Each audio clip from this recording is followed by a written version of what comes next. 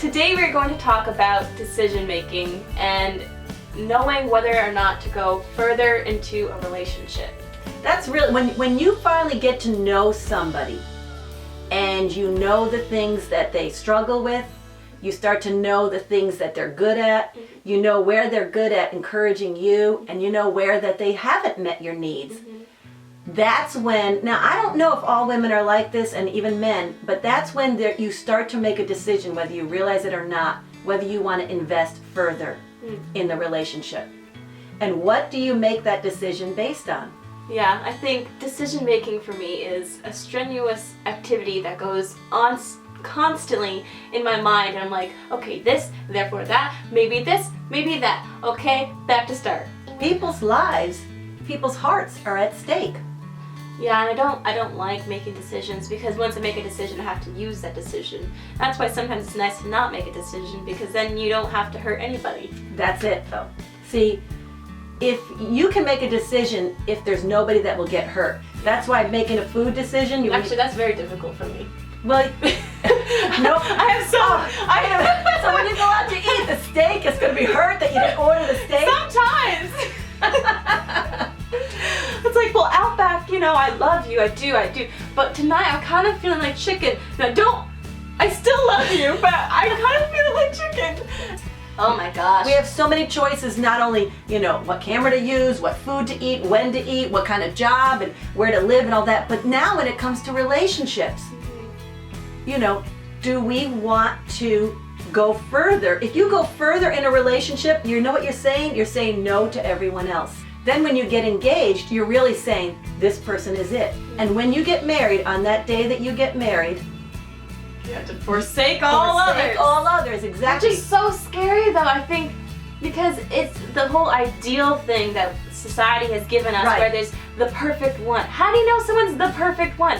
No one's perfect, so what makes them that? It's like this make-believe thing that makes my mind hurt. Yes. There is no perfection, but there is someone that will make you feel like okay being yourself, and I think that's what's important. But at the same time, there's gonna be times when they don't make you feel like that because they're human. Yeah. Well, I can tell you, you've seen it. There are times where I don't like your father. He's annoying me. Or there are times where I'm not feeling close to him or connected with him, or that I'm feeling disappointed in him. But I'd have to say that in 32 years of marriage, no matter how mad I might get or feeling like we're not in sync with each other, I always feel a peace about who he is. And I do feel like myself when I'm with him. In fact, when I'm angry, he's like, oh, you're really being your angry self. Or when I'm happy, he can tell I'm my happy self. But I think that the secret is when you feel like you are the most authentic and genuine self that there is. If you really struggle with anxiety, and you're with the right guy, if you can talk about it with him and he knows that it's real. I think it's when you let the person in and you let them see your strengths, your weaknesses, your hopes, your dreams, your fears, and your worries, as well as what makes you happy. And they can see all of that and they're like, yeah, that's you. That's you. Yeah, but sometimes I feel like I'm such a thinker that it's hard for me to feel like I have feelings. Like I know I have them, but then I overthink so that I feel like I don't even know what the feelings are. Like, wait, is this real feeling or is this thinking feeling? Or is this making me think that I have a feeling? It's so confusing. I'm really stressed right now just hearing you. I'm stressed.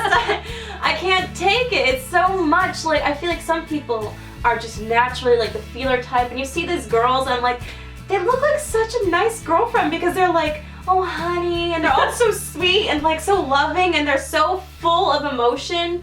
And I'm like, that's so nice. I'm not like that. I'm not like so that. So, are you a good girlfriend? I don't know. Maybe I should make a video. I'm a bad girlfriend because I'm not the super lovey-dovey type. Like it doesn't happen fast or naturally. Like a lot of people are just like saying I love you after a week, and I'm just like, I'm not there. I'm not there. Yeah.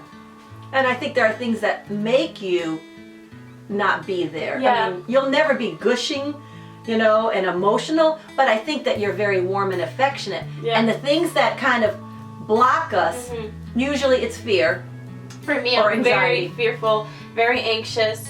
I need someone that makes me feel safe, stable, like okay to say when I'm being afraid or scared, because if I can't say that, then it's just never gonna work. Did you hear that? What you just said though? It's not so much that they make you feel safe or stable, but that you can say what you need to say, and it's the honest truth. Guess what? When you say what you really feel, you will feel safe and stable. And in some ways, you're stabilizing yourself when you speak the truth. Yeah. When Speaking you the truth in love. That's what the Bible says. If you speak the truth in love, you grow up, you mature, you really become, But an sometimes honest I'm like, person. okay, I'm being good right now. I'm speaking the truth in love and everything, but I'm like, can I do this the rest of my life? No, I can't. I feel like I can't. It's hard speaking the truth. It's not easy. I feel like I can make a relationship work sometimes. But my question is, do I want it to work? Should I make this work? Yeah. Because I feel like I have the ability to make a lot of different relationships work. But is this the right person to make it work with? And that's not the question. I don't know. The question is not, is this the right person? But I think the question is more so, who am I when I am with this person? Who am I? So when people say, your relationship is up and down, it's a lot of work. Sometimes relationships are work. Work is not a sign that it's a bad relationship. Or sometimes relationships do have fights. Fights are not necessarily a bad sign. But I think when you feel like you're losing yourself and you can't be yourself in that relationship, that's when you might want to ask, I don't know, am I in the right relationship? And when you are yourself, and when you feel like you can, if you're silly, you can be silly. And if you ask a lot of questions, you can ask a lot of questions. And if you can continue to be that and you become stronger, you're actually stabilizing yourself when you're with the right person. Yeah, that's a good point.